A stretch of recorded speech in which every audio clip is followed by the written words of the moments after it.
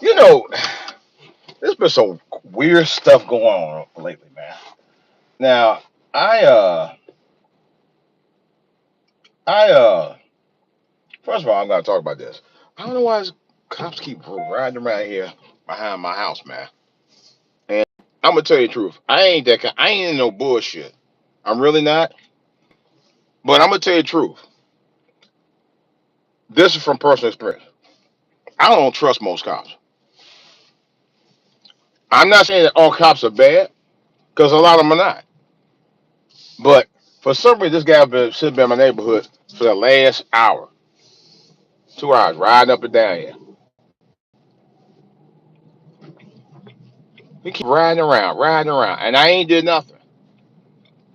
I'm just mind my business. I'm just wondering if he's even legit, because he riding around. He keep going up and down my street. I don't know if because he's patrolling because of the schools or what. And that's cool. But he stepped on the corner and waited for me to get out my driveway, and then he's riding around. And for the life of me, to be honest, I don't know what the F is going on. It's been weird, you know. Now, I will say this: it's the first time I saw him since school been back in session. I ain't no high schooler. I'm 50. I'm almost 60 years old. Might be turn 60 up next month, and I mean way up. uh, I got more details on that later because I got a big, big.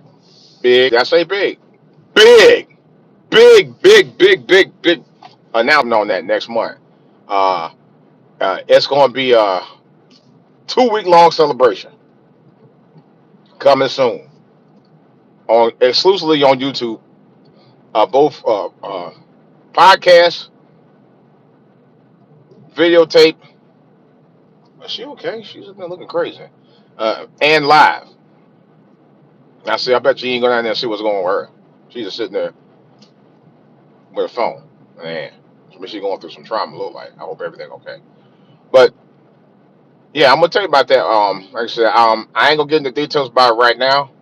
It's gonna be a big surprise for some of y'all folks on here. But it's gonna be a combination of podcast, video, shorts, and live feeds. Oh yeah, get ready, y'all. More details on that real soon on my 2 weeks 60th birthday celebration. Um, and I'm gonna give you a quick synopsis on that. It's it's uh it's something to behold when you turn a certain age, man. And I was thinking about that, man. I should have went the other way. Why am I going down this way? This is crazy. I'm going down the wrong daggone street to go to get on the. Why am I going this way? This is this is crazy. But anyway, to make a long story short, I oh man, I'm gonna do this. I gotta turn around. I was gonna turn around. I don't want to turn around no private drives, but I may not have a choice. All right, here we go. Uh, anyway, oh, Lord mercy. Okay. All right, I didn't mean for that to go around like that, but okay. Anyway, I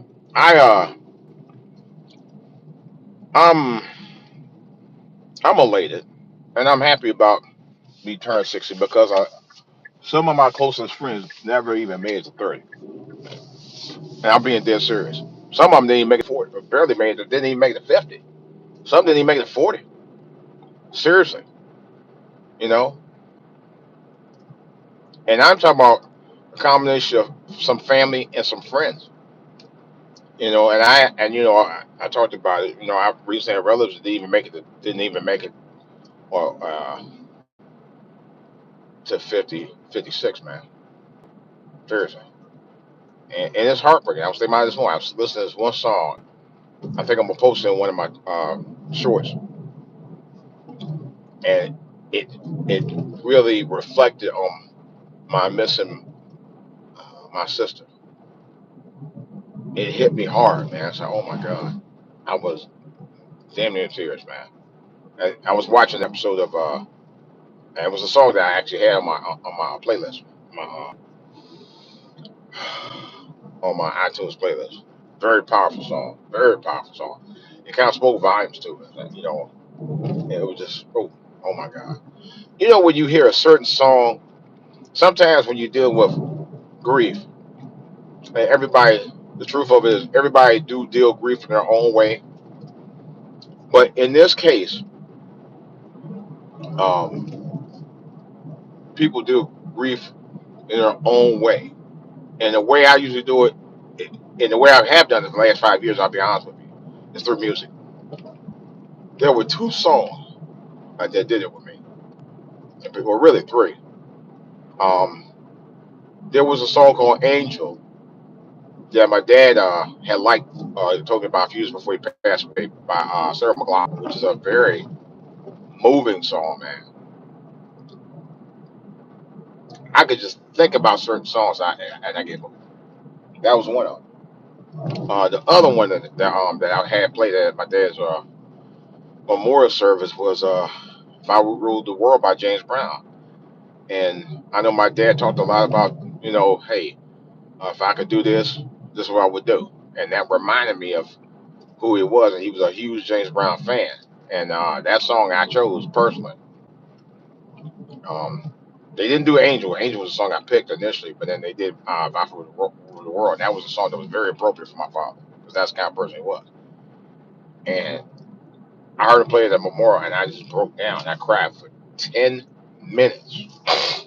You know, I mean, I just cried, just almost like inconsolable. You know, but this song, I can't think of the name of the song, but I'm gonna put it out on a post, and on the future post, probably one of the shorts, on a community post, and let you know that every time I think about her, that's the song I think about, and it's just really, man. But I heard it on the at the end of one of the last episodes of the season for Bel Air, and I almost broke down. Oh my God, it must be doing work out here. And to me, I'm kind of thinking about that song a little bit and kind of touched by it. But but yeah, but the last several years, like I said, the only way I really got, I mean, I handle it a little bit, probably a little bit better than some people, my grief.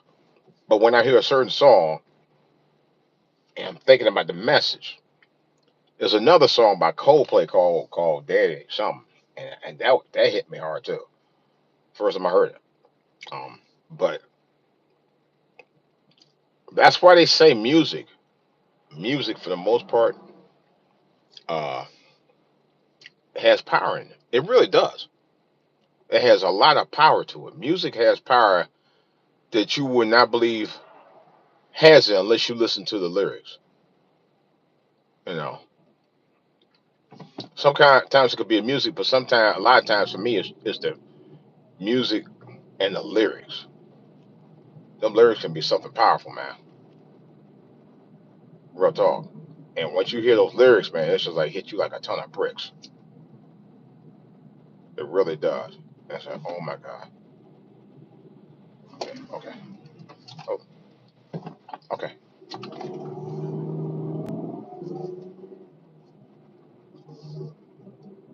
I know which way he was going.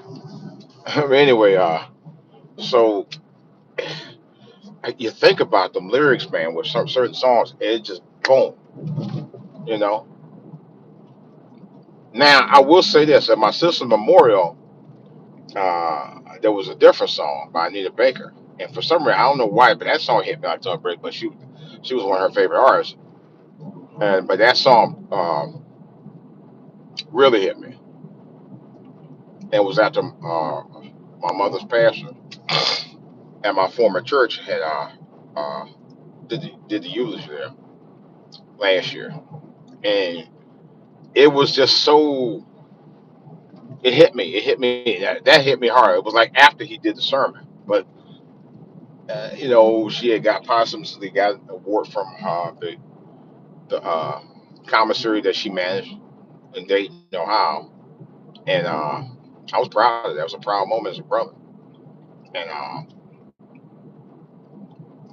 people from the commissary community that worked under her came by and gave her an award, and I was just elated by it. I really was, man, because she really was a very smart person, very beautiful person, inside out. Now we did have our moments, but I still love my sister, man. I still do. You know, it's hard to accept the fact that she's no longer of this earth, man. It's very hard. My dad too. I just same thing with him, man. It's like, because both of them were very outgoing, smart folks. They were, you know, and it hurts me personally that I can no longer chop it up with them. I got things now, like I'm I'm a grandfather now and all that, and I would have loved, and it's the honest gospel. You know what? I would have loved to have shared that with them. I really would have. I would have loved to have shared uh, my you know celebration with my grandchild with them. Now she knew about it, because my granddaughter was born a couple months before my sister passed away. And had sent her pictures and stuff like that. So she did know. She did get to see a couple pictures of her before she passed. But for me personally, I was like, well, you know, at least I got her the opportunity to be able to see her before she passed. But I would have liked to had her around, be able to do the things that we could have done as a family and should have done as a family. To be honest, I'm being totally honest about that. I gotta turn this around here, and it breaks my heart, you know, because I know my dad would have loved my granddaughter. He would have loved her, man. You know, because he was big on kids, especially little kids. You know, but you move on with life, man. Well, like somebody told me a while back, a guy who had lost his parents, he told me somewhere along the line that pain, it is. I feel it every single day, man. I'm not going to even front. I feel it every day, and for every day I feel it is every day. My heart grows a little sadder, man. You know, it's almost like what somebody was saying about somebody who I saw on YouTube about somebody that they knew passed away. It's like it don't even seem real. It don't. You know it's real, but it don't seem real. You know what I mean? It's which is why, and I'm glad that 12 years ago I decided to get myself right with God, and I'm talking about right, like going back to church on a regular, having fellowship, you know, speaking uh, with like-minded folks of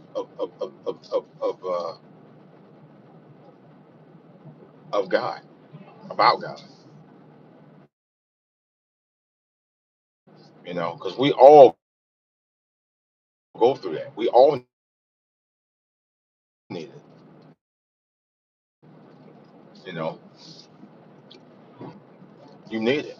You need awakening that's inside, because we all have in us that wants to come out and say, hey, you know what?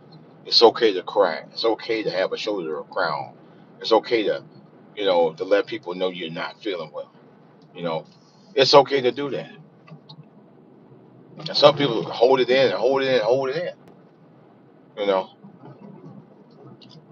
the one thing that I've done over the last few years, I've been going to church.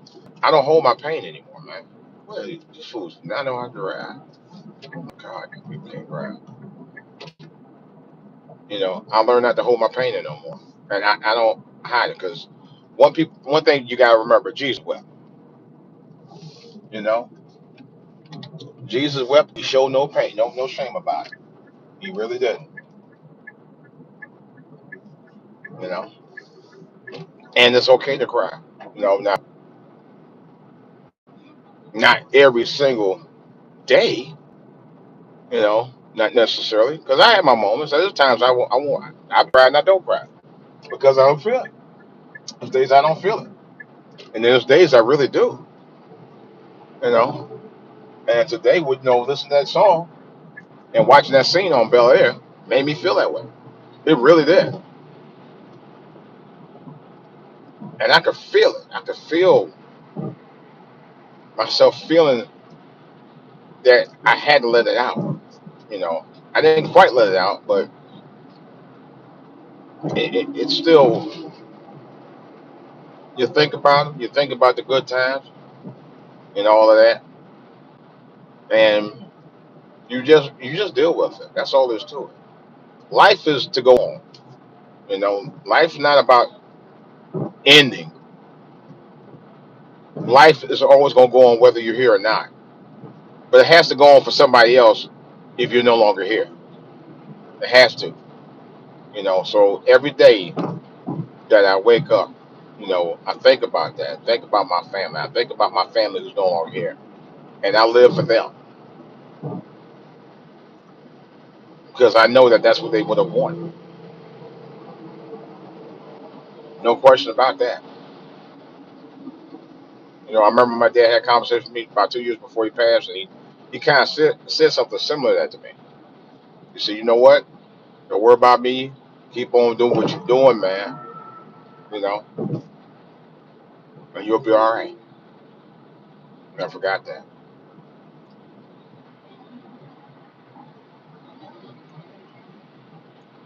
Um, but I was concerned then because I knew I should. When he started telling me that, I just said things wasn't going to be much wasn't going to get much better for him after that. Unfortunately, things was just to a point where he know that his he didn't have long as earth. He actually told me years before that. He told me a decade before that. You know, and I think he knew that. I think he knew at some point it just even hearing that at the time when he told me hurt me, and I was like, oh man, just don't be saying that, man. He said it. That's how he felt. You know. So that's why when I turn 60, man, I'm gonna turn it up. Maybe not a whole lot, but I'm gonna turn it up enough to let myself and people know, man. I got to keep living, man. That's what we have to do. You know, the departed is gone. You never stop, uh, thinking about the memory now and then, but you keep on living. That's what we do. Keep on living for the ones that's not here in their memory because that's what they would want you to do. You know, but it also start by taking care of yourself too, folks. Doing preventive measures. One of the things I did was I had colonoscopy about 2 weeks ago. And I'm not gonna lie, best thing I did is teaching me to eat better. I had a colonoscopy originally. My first colonoscopy I had in 2019 when a few months after my dad passed away. And I really did that colonoscopy not on the basis of because my wife had said you need to go and get checked out, but the fact that I know that I had to do it in his memory, man, because he wasn't fond of going to doctors at all. He didn't start going to doctors really. He really didn't start seeing a doctor on the regular until he got of age. And by that time it was too late, man. You know, I've been going to doctors regularly since 2011. I was doing years ago. But I started going more frequently than ever. You know, get my regular checkups, get my prostate checked out, colonoscopy, taking my blood pressure pills, medication. You know, These are things we have to do, and to eat right. Do you know that since I've been on my blood pressure medication for the last few years, for several years, my blood pressure went down, and I also been eating right too. I don't eat. I don't eat. Honestly, I don't eat a lot of junk. Now today I'm gonna try to minimize because I did buy some Chipotle. Now this is the other thing. I ate Chipotle last night. No joke. I went and got Chipotle. We just got a new Chipotle opened up not far from where I live, about 10 minutes from my house. I was happy about it. Why? About roughly 10 minutes. But anyway, closer than the other locations. And so I went ahead and got Chipotle. I got my usual chicken bowl, and man, that joker was some kind of good. Anyway, but I only ate half of it though. And I had chips. I'd be devouring them chips with that, but I just wasn't. I don't know. I guess because of what I had yesterday for lunch at work, and the only thing I had yesterday was a bowl of soup. Wasn't even a huge bowl either. It was just a regular sized bowl of soup with some crackers. That's all I had. I had no meat in it. I had oatmeal, bowl of oatmeal before that, earlier, and that was it. That's pretty much all I had. So I wasn't even that hungry. But what is kind of good because I think now because I had the colonoscopy and stuff, got my stuff cleared out, everything, then I'm learning to eat more portions because I didn't even eat half the bowl yesterday. I still had over half a bowl left over that I'm probably going to eat for lunch, and that was good. And I was elated because I was like, wow. So I'm learning to not, you know, to train myself to not pig out so much and not eat, you know, be mindful of the foods that I eat and how I eat it and when I eat it and how much I eat it. Folks, y'all got to listen, man. Listen to your body.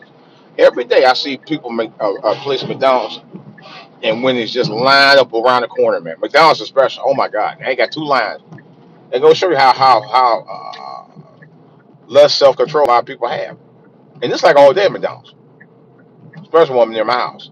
It's just like crowded, not crowded, but it's just the line, the long line, and the traffic was just insane. I said, boy, y'all people need to learn. You know, I've even lost weight the last few weeks, just before and after I had the colonoscopy in the last 2 weeks, because I'm learning now. You got to eat right, and I feel so much better. My stomach feel better. I don't get, I don't get like, I don't, my stomach ain't as upset. You know, my BMs are more frequent than it's ever been before. Because they weren't that frequent. I was in junk. Mm-mm. Be bound up. Bump that. It's time to get your body right. Now one thing about y'all know about Tamar. And that practice. I gotta watch. I gotta put that in the hopper. Let's come on today. One thing I said about her, and she was right. And one of the greatest things I've ever heard anybody say, and I give her credit for that, because you know what? She got me thinking the same thing. The one thing that I've been thinking that she says all the time, and I use that quote: "Get your life right." Now her father was a pastor. I think her mom was too. But she said, "Get your life right." That shit ain't never lied. Black folks, you gotta get your life right. You know, stop there with the foolishness of eating all that junk and out here smoking that stuff. You know, and catering to people who don't give a damn about you. That goes for family too. Trust me, I know. Seriously.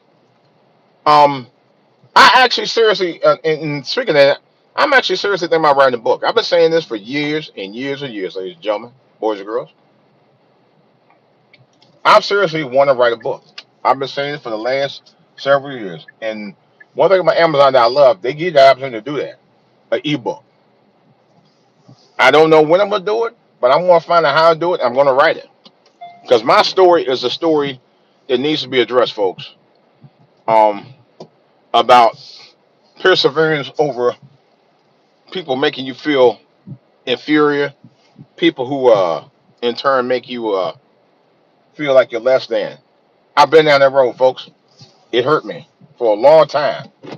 And thank God for me personally, I had a good head on my shoulders. Did have some great teachers from my dad, despite some things we had differences on and everything.